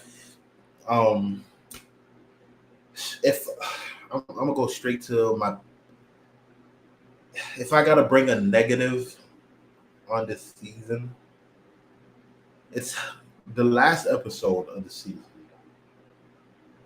Vector, like Yeah, it's pretty not. Was it anticlimactic? It wasn't that. It was just yeah, but Vector, they did such a great job on establishing this character, fucking frightening, and then you see that he gets a hold of Max the second time because you broke down the scene when he first got a hold of her, and you see him twisting the legs and all that should be like, oh shit, real fucking consequences finally in the show. Nope. Exactly, and that shit pissed me the fuck off. It reminded me of Infinity War, Mr. Stark. I don't feel so good. I didn't feel nothing for it because I know he was coming back, and for her to like relay pretty much the same sentiments, and then what? Because 11 says no, like she doesn't die. What? Like that was never established before, in my opinion. Like you have these kids, bro, legit middle schooler, high schooler, dealing with fucking these forces of evil, and you're telling me they're coming out unscathed? How is that possible? Like, yeah, Eddie got it. Yeah, Eddie got the work, but he died because he pretty much sacrificed himself and shit like that. But I'm like, there's no way. The other kid died too, but nobody gives a shit. He died. One of them jocks, he got like ripped in half. Oh yeah, he deserved that one because he deserved it. But I kind of understood where he was coming from. Like his girl died, and he like you can't look. If somebody you can't explain to me, and you're not like deep into this world, like or something supernatural did it. I'm like, nah, I need something logical. Like I see where he was coming from, but my thing is and I don't need my stories to have death for them to show consequence. But when you play in that realm, like make it seem like there's gonna be consequences, like these characters are in danger and stuff like that. Don't half-ass it and pull the rug back and be like, oh no, just joking. Everybody's good. And to your point with that one, what they could have done was they could have pulled it back, and we just never knew if she was alive or not, and just waited till season 5, opposed to just her going in there like, no, you're not dying. It's just like you just undercut everything we just saw. You know what I'm saying? Yes, I definitely understand where she's coming from with that. Oh, I didn't even know that. Agent says that apparently in the original script she was supposed to die and decided to keep her last second for the final. I didn't know that. That's you can tell. I could tell. So I'm guessing there's no way in hell because of what they did that people are gonna get unscathed because obviously Vector, my dude got lit up. They executed all their plans and dude is still alive. Like this. Well, they ain't do it good enough. They ain't go for the head. Like I said, you can shoot somebody in the chest all you want, and that kind of annoyed me too. I'm like, bro, all of these movies we've seen this happen, bro. You got to shoot the motherfucker in the head, dog. Like you got to turn his head to a cantaloupe, like you can't. And I was a little disappointed, bro, between the 11 and Vector fight because it was set up amazing, absolutely like the best setup of that I could possibly think of. And they finally meet.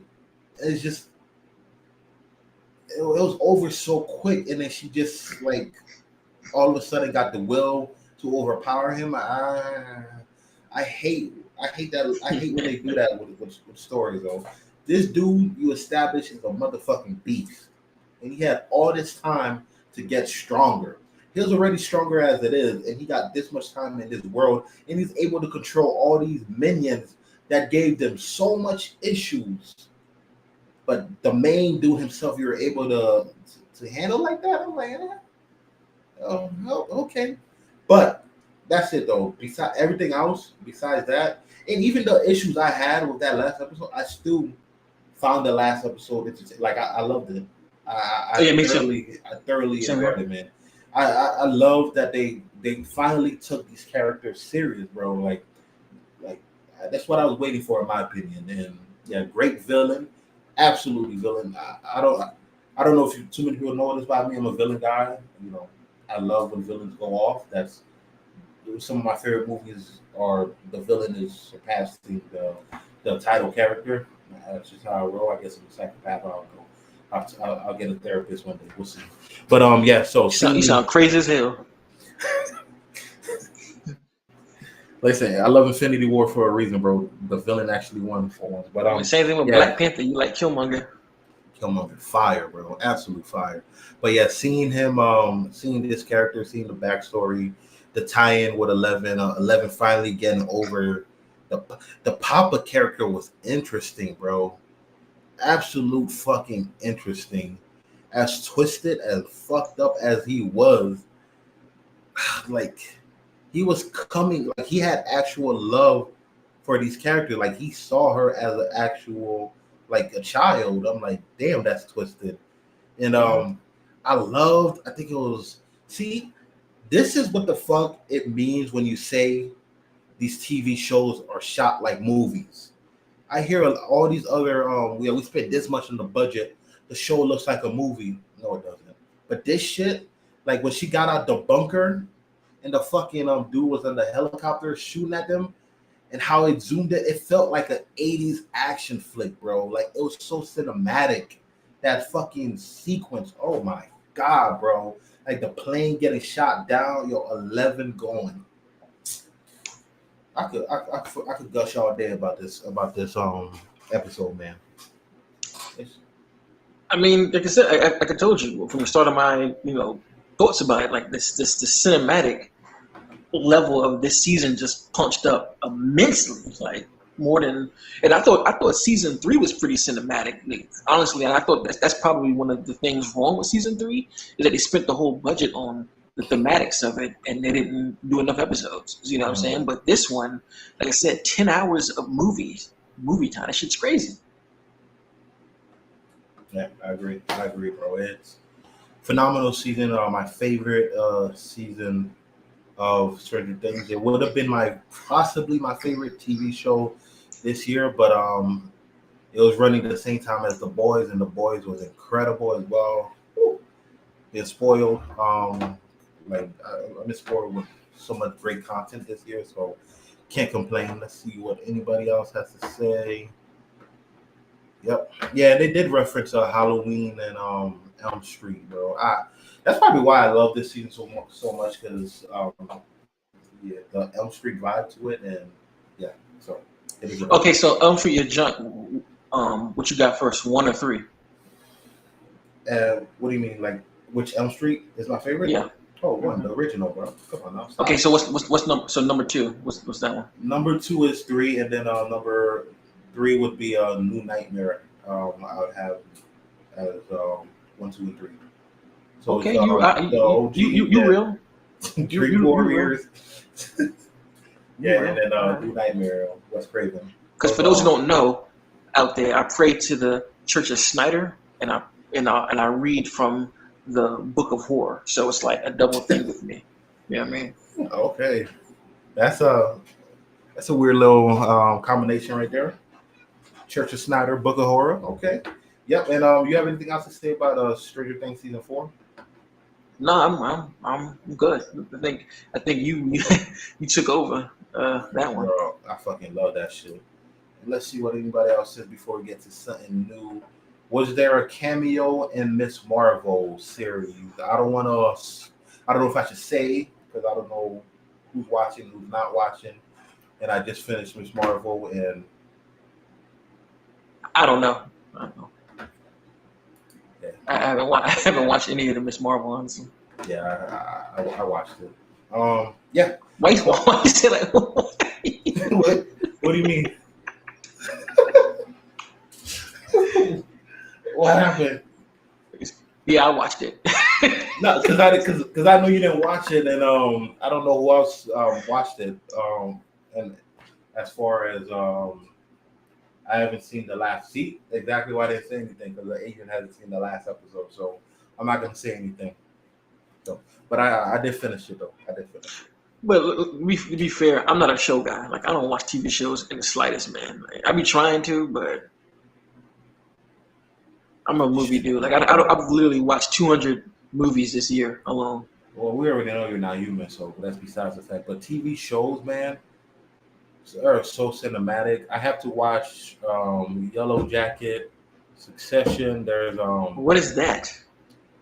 I just me, I don't know. See, I'm weird. I'm gonna tell you a little something about me. Where as far as I do that with TV shows and movies, I like to hear what people are going crazy about, and I don't read the synopsis at all. I like to go completely like blank, so I don't know what the fuck these shows are about at all. I just hear how amazing these shows is. It's Succession, Yellow Jacket, and damn, there's another one on Apple TV. Like I'm about to go binge all these shows and watch, bro. So yeah, man. But let's get to something different, something new. Um, this is a segment. What have we watched or listened to recently? But I want to touch on a particular movie that we've both seen and we didn't get to talk about because I know we both watched it recently, and that is Yeah. The Black Phone. Yeah, I'll go first since you went first last time, and yo, this film was fucking great. I thoroughly enjoyed it. It caught me off guard because I don't know. I didn't know what I was expecting, but this is a very this film was told differently. It wasn't just scares and frights and stuff like that. It was a message, bro. It was a very empowering, weird message mixed into this supernatural kidnapping story, bro. Ethan Hawke was fucking incredible. As what is he? Is he called The Grabber? Yeah, the Mm-hmm. Grabber. Absolutely terrifying. How he played that role. He was very unpredictable. Like he'll have a way of easing the victim, but you're not 100%. Like what he's saying is not what he's portraying. Like he'll say one thing, but you look at his demeanor.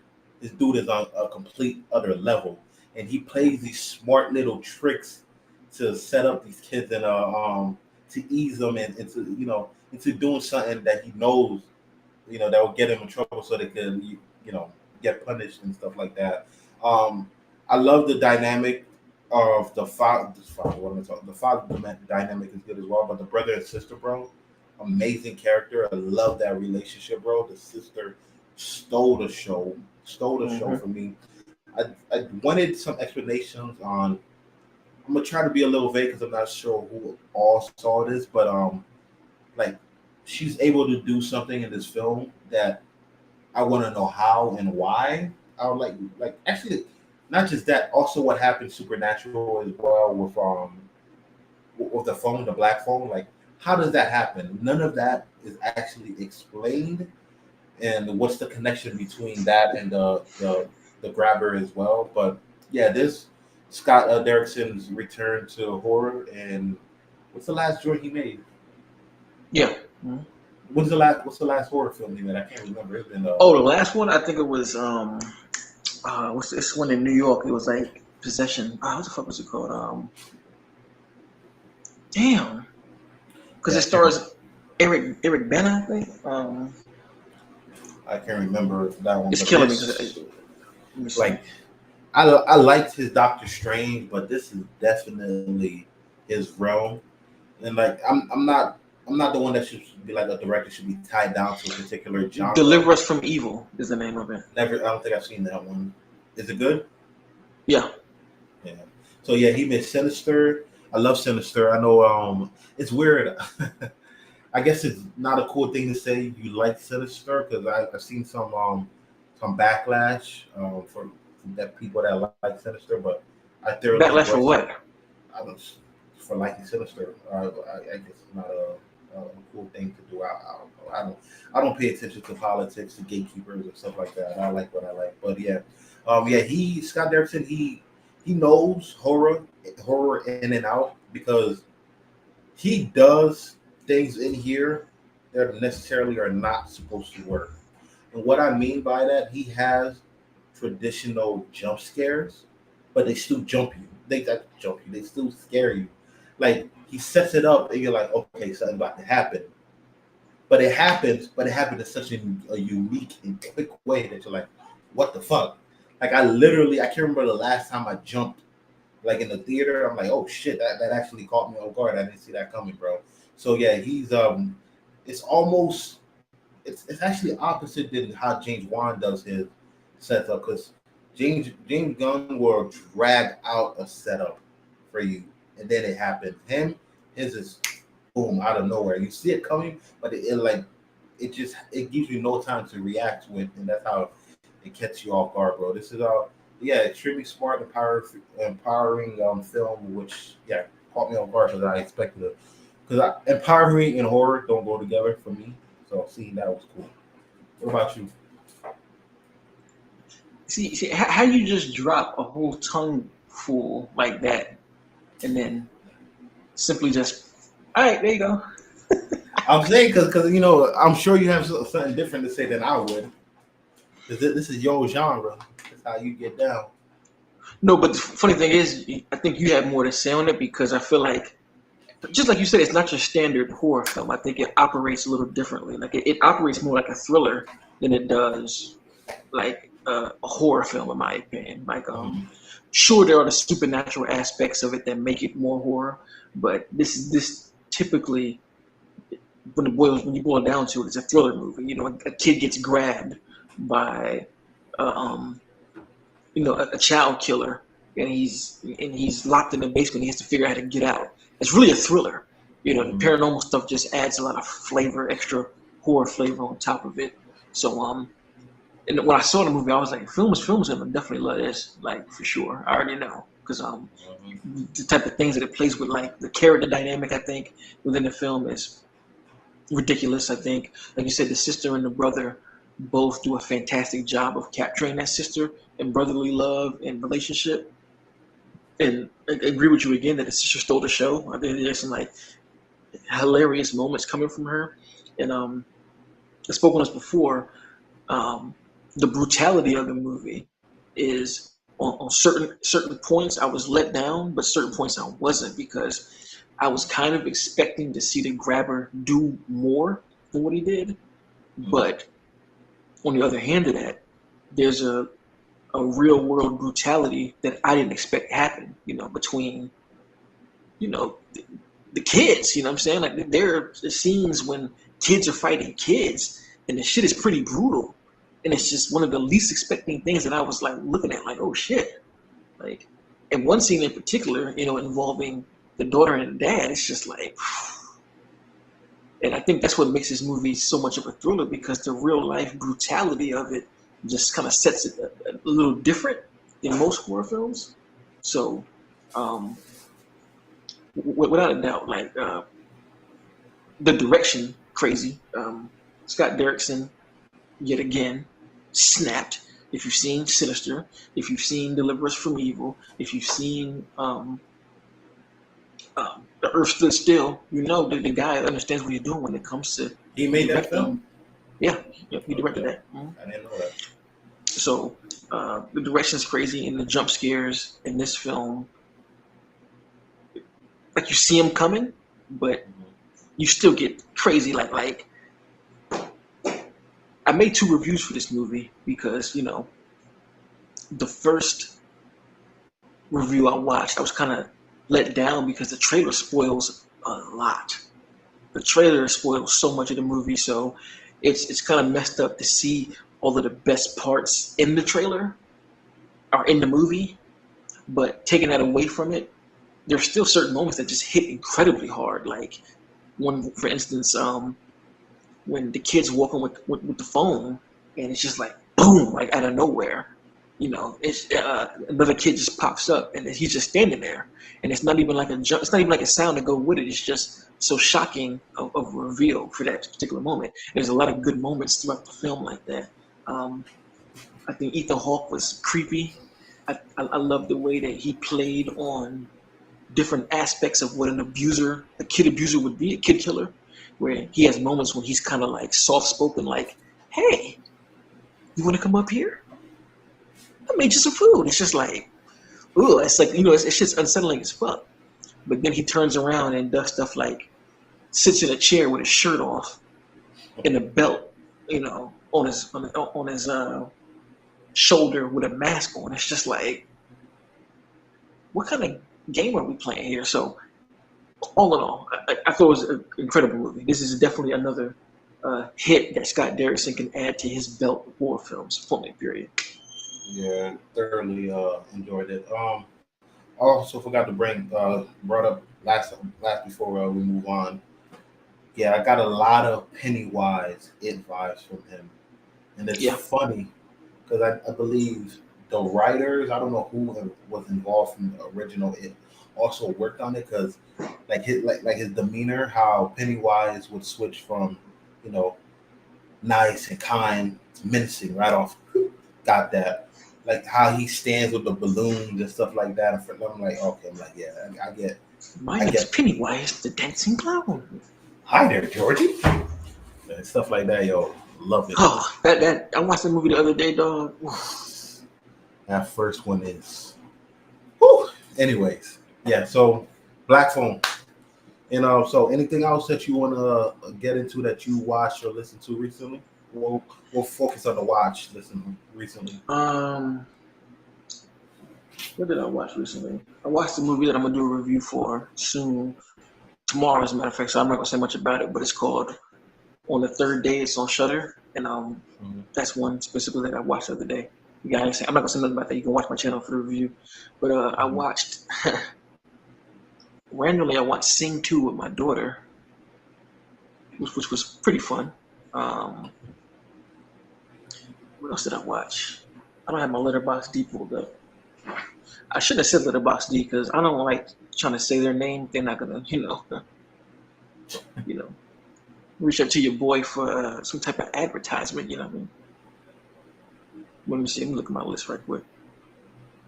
I watched the Mighty Morphin Power Ranger movie. Oh my, I haven't seen that shit forever. And one reason I love this movie is because it's one of the first films as a kid to help me separate the difference between movies and TV shows back then. Now the lines are kind of, blurred because you can make almost anything look cinematic with the way technology's advanced. But, watching the TV show Power Rangers and then seeing how much the production and the costume stepped up in this movie, I was like, oh, so movies are that different than TV shows. So always got to credit that movie with that. I watched The Nutty Professor, the first one. Easily one of the best comedies ever made, for my period. I watched Cabin in the Woods. I watched Mortal Kombat, which wasn't that good at all. Which one? The newest one. Okay. A movie called Stitches, which is about a clown who gets killed at a kid's birthday party. Mm-hmm. And he ends up coming back from the dead when the kids are teenagers, and he just starts murking them off. Oh. And then the last thing I do, because I got a whole list of stuff. You already know I watched a lot of shit anyway. Agent says you watch the most random combination of stuff, and he loves it. It really is random. I mean, I think that's, and not to go against it, but the reason I do that though is I think it's important to keep your palate it's important to keep your palate with a lot of different flavors on it, so you don't get used to one thing. Well, at least for me, being a writer and director myself, I like to keep my palate clean. And the last two I'll mention, I watched The House of Wax, and I watched this movie called. You ever seen The Secret Life of Walter Mitty? You ever seen that? No, that's with Ben Stiller. Yeah, Now, I've never seen it, but I've heard of it. masterpiece. It Lord looked have mercy. weird. Like I saw the trailer for that. I'm like, what is this movie? So I never gave it a chance. It's incredible. It is like literally, it's incredible, man. But yeah, those are the things that I watched recently. The White City is What about Morphin yours? time. Hey, Mastodon. You know what I mean? Yeah, now I gotta ask though, because I grew up. I legit grew up with Power Rangers. Saturday mornings that was my shit. But and for I'm just curious, who was your favorite Ranger? Hold on, say what? Who was your favorite Ranger? Um,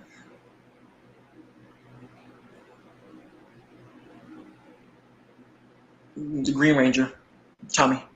Same here, Tommy. And then when he went to that white and gold joint, whoo, He badass and does what he whoo, wants. Like, bro, this man. When he first showed up, he was evil and beat the shit out of everybody. He showed up yo, in their Megazord. took him, that shit is. I remember this. Nigga, that door flew open and they was all like, Oh my god, yo, that's hey, hilarious. that door flew open. He turned around. He was like, nah, Oh shit. and beat the shit out of everybody. Kicked them out of the Megazord. I say, yo, this shit is crazy, yo. Like, Tommy and Kimberly all day. Okay, I respect that. but you got a different opinion or something? No, what do you mean? You talking about you respect that? Like, yeah, Nah, I that's actually some like cool both. little shit.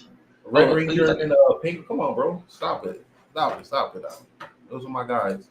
Yellow is for Liz. I think they had two different yellows. No, or was it just one yellow? no, it was Trini. Trini was the first one, and then the second one was Aisha. Okay, I cool. was a Power Ranger, like stand or I even went to the later strips, the later joints too when they left Mighty like Morphin. like Zeo. Yeah, water Zeo was about far as I got. I didn't get past the other stuff. watermelon is great. So I might actually have to check it out. You guys are giving the glowing reviews. It just looked odd to me. I didn't know what to make of it. All right. As for me, I didn't watch nowhere near as much as films that as you watched. I'm still. I don't know how the hell you do it, but yeah. I don't know if I spoke about this last time. Jurassic World Domain. Come on, Dominion. Dominion, whatever that bullshit is. Like it's. I'm Here, sorry. here you go. Excuse my French. Excuse my French, but yeah, it was. It wasn't for me, man. They ran that franchise down to the ground.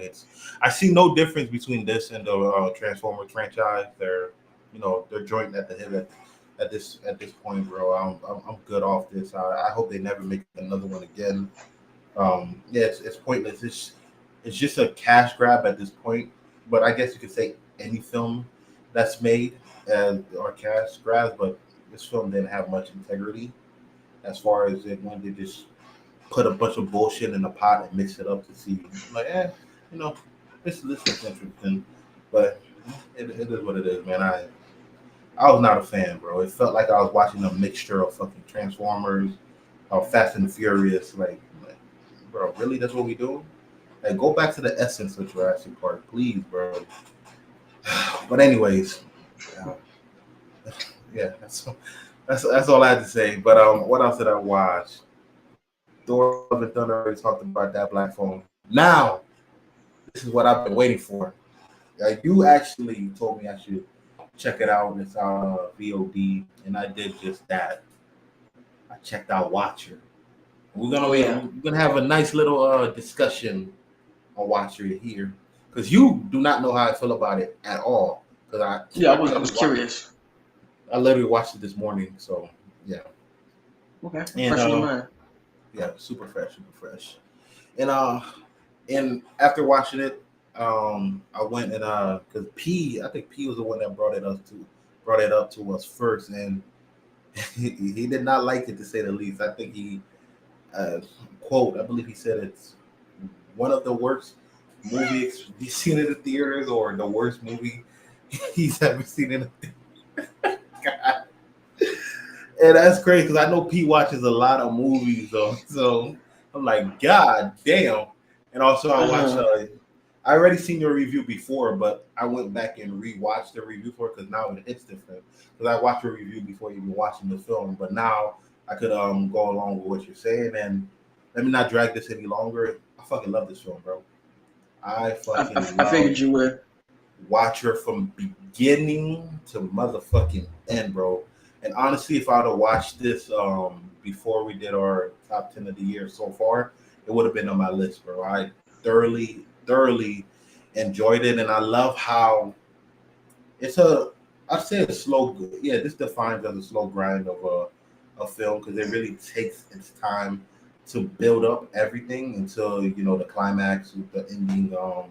Uh, 5-10 minutes of the film, and absolutely phenomenal in my opinion, bro. I forgot her name from It Follows. Micah, I think her name. Yeah, Micah something. I don't know What's for that's not her sure, but name? Is her name? yeah, I thought it was Micah something. But yeah, she did great as the Yeah, Micah unsuspecting, Monroe. yeah, under a suspecting victim and stuff like that. But I also like how because right off the bat, because I saw your review, you said I guess because there is a language barrier because they're in Romania. I'm sorry, I don't want to say it incorrect, but I guess you said you wanted more with the language barrier. But I honestly thought they did an absolute excellent job of the language barrier right from the go when they're on a taxi and they're going to the home. Like when they're talking in that language, there's no subtitles whatsoever. And I thought it was my Hmm. fault. So I'm looking like, damn, did I forgot to put closed caption on? But I'm like, nah, there's no subtitles, and it's to put you in the like you're her in that situation. Like you don't understand what they're doing, and like a lot of great directors use that tool because Steven Spielberg did that for West Side Story when they're speaking Spanish. Like there's no subtitles, like and because you're not supposed to understand if it's not your native tongue. And I love that aspect, and I loved how they made you kind of think that she was going crazy. Like, is she losing her mind? Is the guy really following her around, or is she the one? So I expect some kind of twist. I'm like, yo, is she really the one that's following her? Like, is she losing her mind? Because, like, to the point that the guy brings the cops to the home, like, yo, this chick has been following me. This and the third. Even the husband is having second thoughts as far as that goes. I loved it, and I loved how certain they had like a perfect setup with the neighbor, which is like when they first introduced, like she randomly says, "Do you hear me?" Like that. I'm like, I thought that was weird at first, but it was just a setup to the end of the film when she comes home. She hears the music being played in the apartment, and it's pretty much the killer purposely doing that because to get her into the other room and stuff like that. And what I really want to talk about, because in your review, I don't think you necessarily hated the film throughout. I think you disliked the ending of the film. Is that because I don't want to put words in your mouth? I believe that's your biggest issue, Yeah, Watcher. yeah. I actually like the whole thing except the way it ended. Honestly. Yeah, to me, yeah, I thought the ending was brilliant, like excellent to me because it all was previously set up. Like he was called Spider. Is that what they call him? The Spider, the Yeah. dude that was Hmm. chopping off people's heads and stuff like that. So before I go on, because I just went without giving a synopsis. So this movie, they're from New York, a husband and a wife. They're a couple. They're from New York. She's a actor, and I guess he has a job in his native country, and they moved, and she experiencing peeping Tom, that lives right next door to her, and there's also a serial killer loose out in where they're from and stuff like that. This movie plays like, is he the serial killer or is he not the serial killer? Is it somebody else? Until the ending. Spoiler alert if you have not seen it. He is the serial killer. They got the wrong guy earlier, but back to the ending. Like you're like he plays the music like purposely because he knows she'll listen to it, and then she thinks it's the friend, so she goes into the home, and then she sees the friend's body headless, and then he does what he does to her, and he didn't right off the bat kill her because it was personal to him. Because all his other kills were pretty much like they were easy for him, but she was able to, see that he's following her, that she's messing with him, and she fights back. So he took his time with her, and he slit her throat. He wasn't necessarily going to do that right off the bat. He only did that because I believe the husband came home and she screamed, so he wanted her to, to be quiet, and he didn't decapitate her right off the bat because he got caught in the act. Like he knows, all right, shit, I'm caught. They're about to call. So he didn't really have time. And what I got from that, he didn't have time to, do what he did with the rest of the victims because he's just like, all right, let me get out of here and try to escape because the cops are on their way. So that's why I believe that he left. And he thought she was wounded enough to the point that because that's a lot of blood, bro, a lot of blood. So I'm assuming he thought that she would be dead. And yeah, that's pretty much. I think all of that was set up perfectly, and it plays a lot better than I'm explaining it right now. So I thought the ending was perfect and how it played out in my opinion because I feel like it was all kind of explained. But yeah, that's what I thought. I thought Watcher was pretty damn good, bro. I enjoyed it. Thoroughly enjoyed it. I wish I'd seen it. I actually wish I'd seen it in theaters because yeah, great film, man. Great film. Do you have anything more to say about it? Because I don't know if everybody's seen your review here. I mean, no. I mean, like I said, the way you formed the opinion of the ending, I mean, that's not how I saw it at all. I just saw it as being sloppy. I saw everything you were saying being set up and everything, and all of that. But I just didn't think it. I just didn't think it was wrapped up good enough for me personally. There's too many conveniences and tropes for me because I just found it like you said. You said that he acted the way he did because it was personal, which I guess I could see. But he's been killing mad bodies. Yeah, but she also she got his pops involved, bro. Like she got the cops involved, which I'm pretty sure him being a serial killer, he don't want that. Got his pops got threatened by the dude that she brought up there, like. It was definitely personal because you could see like when she was bleeding out how he just purposely laid next to her, eye to eye contact and stuff like that. It was definitely, in my opinion, a personal kill as far as that goes. I mean that part I get, but I mean still convenient. Like he goes in there and plays the music loud. Like what if it wasn't her that walked in there? And then it's just like. What do you mean? Like when he played the music loud, like you said, to lead her into the room. Yeah, but no one. Right? I didn't expect. From what I saw, I didn't expect anybody else to come in there because no one else knew she was missing. Besides, even the dude that went to the house didn't think she was missing. He thought she was in there, just ignoring her. So she was the only one that was under the impression that she was missing. So that's why I would have thought she would be the only one that went in there when she heard the music, which is why I thought he played it so loud so she could purposely hear.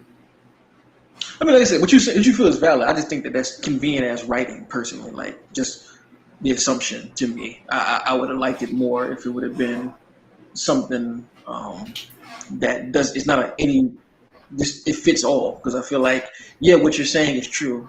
She would have thought about that, but even on the other side of that coin, I'm like, what if the boyfriend came by and heard it randomly, and he walked in there, and she wasn't there? It just felt extremely convenient to me.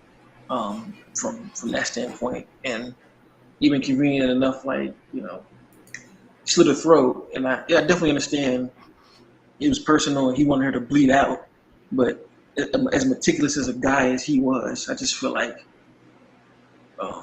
as they set him up to be, I just feel like he would have taken more of a detailed protocol to doing that than allowing himself to get shot because he didn't do the job that he's been doing this entire time as best as he Yeah, could. yeah. I think he would have if he didn't get caught. Like she was a goner. The head would have been should have been decapitated and all that stuff. But like him getting caught like that completely threw everything off for him, and he was like, but like suspicion was already on him with her and stuff like that. So like he pretty much had no choice but to head out. And then the Connor husband, Smith.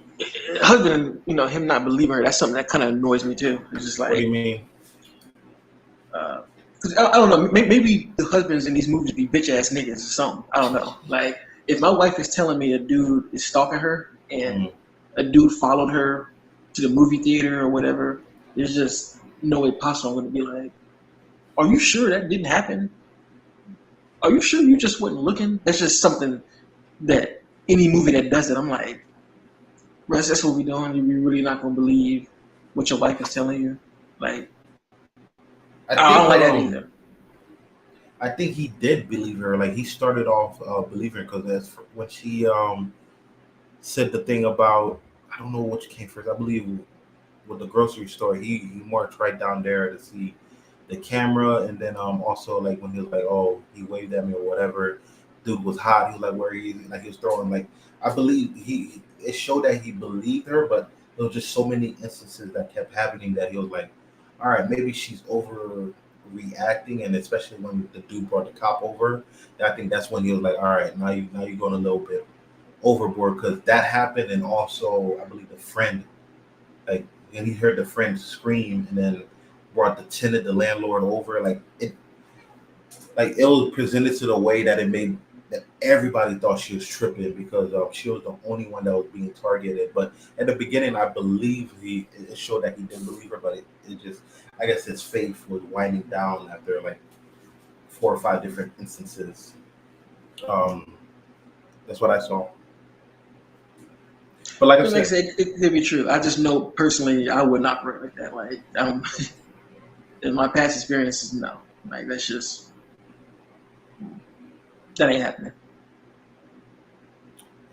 but yeah, Watcher was yeah thoroughly enjoyed it beginning to end. I love the setup and yeah I'm surprised. Shot fantastically, though. Shot fantastically. I think that's one reason why I went off so much because I loved it up until that point. It's just because it's built so well. I think, like I said, cinematography is beautiful. I love the aspect ratio. It's my favorite aspect ratio of all of them. I think it's that 185. Um, uh, all of the set designs, hell, the costume designs, all that shit was dope. Yep, it was dope. Yep, great movie. Thoroughly enjoyed it. But yeah, that's my short little take on the Watcher. Anything else? Well, you said everything you've watched. Anything you've listened to recently that you want to drop down before we head out? Lupe, Drill Music in Zion. I've been listening to that. That album is ridiculous. Yeah. Really, like, fucking crazy. You want to talk about lyricism?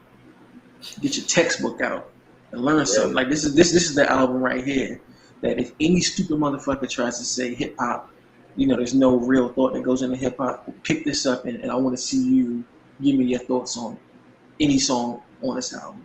Like, incredible. Okay. Yeah, I'm Lupe. Eh, I'm hit and miss with him sometimes. I've never really, I don't know, it's weird. I never connected. But see, I am too. And you like this one? Mm-hmm. I might actually check it out. Maybe we'll do a quick review. Probably might be a little bit too late, but yeah. So thumbs up for Lupe. What is it called? Drill Music in Zion. Yeah. Me honestly, I haven't listened to much of anything besides the latest album. Or the album I listened to was Drake album that everybody and their mama seems to be bashing because like it's not. You still listen to it? No, bro, I don't think we made a podcast after it came out. The last podcast we did was the Kendrick album, so we haven't talked about it. That is right. Yeah, we haven't talked about it on wax. So that's the last latest album that I listened to, and yeah, I don't think But like, are you actively listening to it? I know you last listened to it, but are you like? Yeah, I think I listened to it last week. Mm, Oh, okay. So yeah, I just went to Apple Music, pressed play, and I played the whole album through again, bro. The album's fire to me, bro. Call me crazy. It- People don't like it. People don't like it. But it's weird though, because Drake is saying the same shit, using the same cadence. It's just a different beat. Like, That's Drake in a nutshell. exactly. Like, and it's not even full like house music. It's just like one instrument that he added different. Like it's weird to me. But hey, okay. But yeah, that's pretty much it. And That's Drake, man. He that's sounds good Drake. on anything. It's kind of a gift and a curse, but he sounds good. Exactly. So episode is winding down. Before we go, Connor Smith dropped something new. Listener, don't think I've seen him on here. He said, "What's your favorite movie experience?" And I think I just said that earlier. Infinity War was mine easily. That's your favorite? Yeah, it was favorite because I never had like it was completely packed and the audience was dead silent, bro. Like, and they were Hmm. interacting with the film, and like, yeah, easily. Infinity War is probably my favorite, or Avengers 2012 because that was the height, I'll say, of comic book movies, and the hype behind this movie was insane. The Hulk scenes stole the fucking show. Actually seeing him done justice at that time on screen was like just seeing that everybody there getting their moment to shine, bro, was incredible. But yeah, I never got to see the Dark Knight in theaters. I saw Dark Knight Rises, enjoyed it, but I think I was like I was with people that didn't like it as much as I did, so my experience was f them. I enjoyed it, so it is what it is. Yeah, what about you? Um, Mine, I got two. Mm, That I can remember. I went to go see The Grudge. Hold on, let me see. Which one was it? The Grudge 2 in high school. Let me make sure that's the right one. Was that one that's PG-13? Yeah, I believe it was The Grudge 2 in high school with a bunch of friends. And it was just, back in high school, any movie that was PG-13, especially a horror film, all like the school would try and go see that joint. So you know what? That's second. I'm gonna say the first one. The first one, honestly, the first best experience I've had is going to see Paranormal Activity 1 in a packed theater. Like that's that experience was like nothing like I've ever I could imagine. like literally seat to seat, every single seat packed. Me and some friends went. It was October. Um, I think I just turned 21. Um, so we pregame before going. Um, and that was a really bad mistake doing that, like being in there tipsy. I can tell you that. Like every single jump scare was like intensified. Like I'm telling That you, is a scary fucking movie, yo. bro. To this day, that one I don't watch that one. Like my wife, I told her, I said, you can watch anyone but that one, because that one is so scary because it's just two people in the house. Usually with a lot of horror movies, it's like a group of people, but Mm-hmm. when it's just a girlfriend and a boyfriend in the house and shit's just happening to them two, Mm-hmm. like the hooves and the powder, like Um, See, you wild. You seen it in theaters. I saw it. I saw it after the hype. I saw it at the homie's house, and it's a funny story. It was like me and two of my boys. We were just watching it in his room and stuff like that. Door closed. We chilling. I'm like, I think I'm tough. I'm a macho dude. Everybody like, oh, this one of the scariest movies ever. I'm like, I bet. I'm gonna check it out. I mean, especially with the homies, I ain't gonna show that I'm scared of anything. I'm watching it. I'm like, okay, this shit actually scary, but I ain't show that, right? And that one scene, um, when they throw the body, like the dude's body, and they like right at the camera, I don't know what the fuck. His sister either had the best timing in the world or it was sheer accident. The minute he gets pushed back and then hits the camera, she kicked the door open, bro. The exact timing. All three of us, dog, we all screamed like little ass girls, dog. And top of our lungs, bro. Like it was a perfect timing, bro. That's boy. And another thing, that film, like I can't remember because I was just like you. I haven't watched it since then. I believe either the living room, stairs, or the closet. Something is exactly how the home that I was growing up looked like. So yeah, that added another scare, effect to it. So yeah. Mm-hmm. I went to sleep that night with the lights on, yo. Like that movie scared the shit out of me, dog. Like especially the part when they called the preacher over and the preacher walked right in and was like, I don't think I need to be here. I think me being here makes it worse, so I'm just gonna go. And I was just like, yo, this nigga just left and he didn't come back. I was just like, oh shit. They are fucked, man. Like, bro. I should watch that soon, yo. I should bro, like when the girlfriend gets up and just stands by his bed and just is like looking at him and it fast forwards and it's just she's been standing there for hours. Oh, I'm getting chills just talking about this, by the way. I'm about to stop talking about this shit, man. Cause that's one of the scariest movies I've ever seen in my life. Like I have a group of movies that scared the shit out of me. Matter of fact, we should talk about that Halloween, like October, like the movies that legitimately scared us, because that one, I'm telling you, bro, let me show you how bad it was, right? It scared the shit out of me so bad, I didn't even sleep that night. Woke up the next day, hungover, tired. My wife called me time. She's my girlfriend. Wife called me. She talking to me, and I'm so tired. I'm falling asleep while she's talking to me, and she's like, "Are you listening to me?" I'm like, yeah. She's like, "No, you're not. What did I just say?" I'm like, I don't know. And she just went off on me, hung up, and from that point on, the rest of my day was just miserable. So that movie literally made the next 24 hours of my day terrible because of how much it scared me. That's funny. God damn. Well, I'm guessing not alone. Let's see. The wife said the first one feels too real. That's another thing, yo. It does.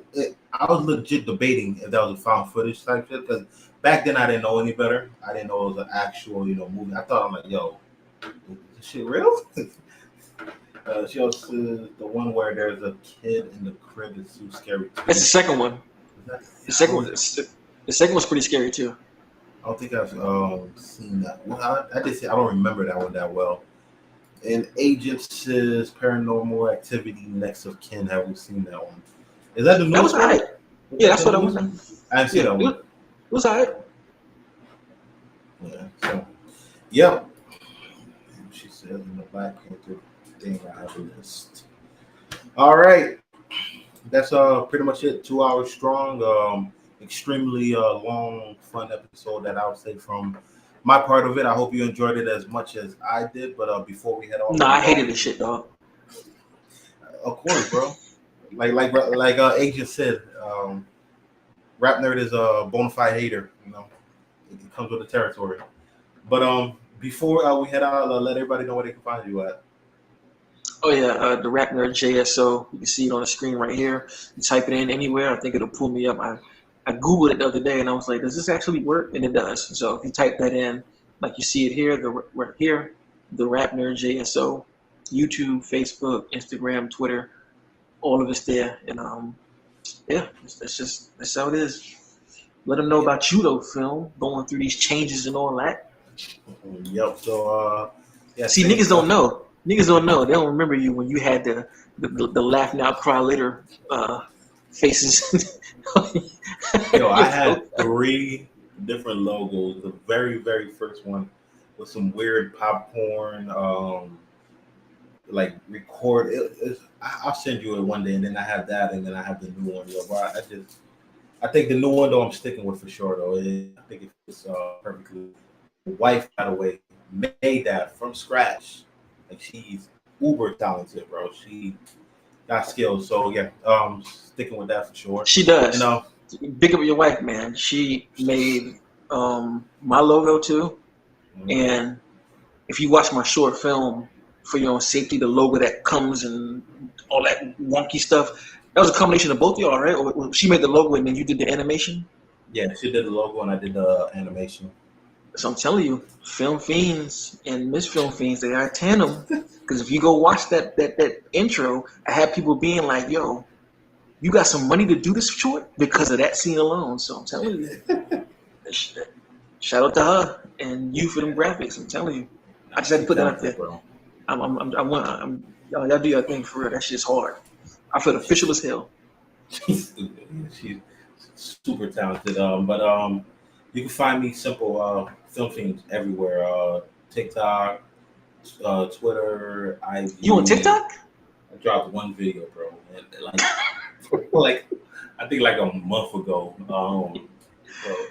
Social media don't get. I need to really up it up, bro. Because I need to start to like promote myself in all these different avenues and stuff like that. Like let everybody know, find me at YouTube and stuff like that. Cause that's where I'm trying to blow up at. And pretty much it's all directed towards YouTube, Film Fiends. If you dug our content, it's pretty much more of the same. So yeah, that's it. Film Fiends everywhere. Holla at your boy. And before I head off, let's see if anybody had anything else to say. Power couple, indeed. Jay and Beyonce better watch speaking out. of power couple, man, I'm gonna shout out y'all. I'm not gonna say what it is because I know it's personal, but shout out to y'all, man, because Thank you. I know how things are, and believe me, being there before, I'm so I'm giving you that support. Thank you, brother. Thank you. Appreciate it. And she says thank you as well. She says that bumper on your short is fire. The short itself, in my opinion, is fire as well. So the bumper is dope as well. But yeah. Oh, what's a bumper? I feel old as hell. What's a bumper? The opening. Oh. It's like, what's that? Yeah, but the short itself though, is fire. Bro. So you might as well plug it. We've been talking about it before we head out.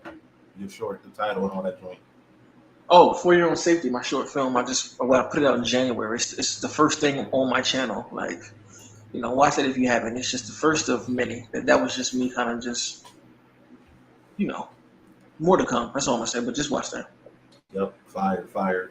And wife says thank you, rap. And last comment, I believe. And yep, we are done. And you should actually. I think it's safe to say you should see us next week for possibly, or not next week, 2 weeks from now with Nope out. We definitely got a. It might be next week, depending on Oh yeah. Plans, so it is a chance that we might be discussing Nope next week, and I have a little idea. We'll talk about that off how we could do that episode. So I'm excited for that one. Highly, you getting fed this year with all this horror, bro. It's only July and all that heat came out. Mm-hmm. Anyway, trying to hold y'all up no more. Till next time. I'm out, and the wife said the short, the dope explanation. Oh, appreciate it. Yep. Much appreciated. Yes, sir. And till next time, I am the Film Fiend and the homie Rap Nerd. Rap Nerds. Peace out. Peace.